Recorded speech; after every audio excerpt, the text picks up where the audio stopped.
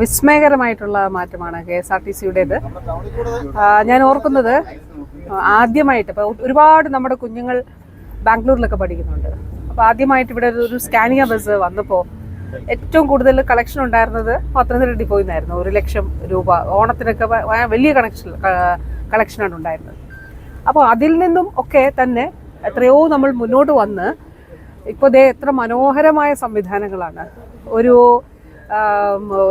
യാത്രക്കാരെ സംബന്ധിച്ചിടത്തോളം വളരെ കംഫോർട്ടബിളായിട്ട് യാത്ര ചെയ്യാനുള്ള സൗകര്യങ്ങൾ നമ്മുടെ KSRTCയിൽ. അതിലേറ്റവും പ്രധാനപ്പെട്ടത് കഴിഞ്ഞ ദിവസം ബഹുമാനപ്പെട്ട മുഖ്യമന്ത്രി ഫേസ്ബുക്കിൽ കുറിച്ചൊരു പോസ്റ്റ് ഉണ്ട്. അതിൽ അദ്ദേഹം പറഞ്ഞ കാര്യം KSRTC ഒരിക്കലും രക്ഷപ്പെടത്തില്ല എന്ന് പറഞ്ഞ് എഴുതി തള്ളിയിടത്ത് നിന്ന് ദേ KSRTCയിൽ വിസ്മയകരമായിട്ടുള്ള മാറ്റങ്ങൾ യാഥാർത്ഥ്യമാവുകയും അതോടൊപ്പം തന്നെ യാത്രക്കാർക്ക് അത് വളരെ ഗുണപരമായിട്ട് അനുഭവവേദ്യമാവുകയും ചെയ്യുന്നു എന്നുള്ളതാണ്.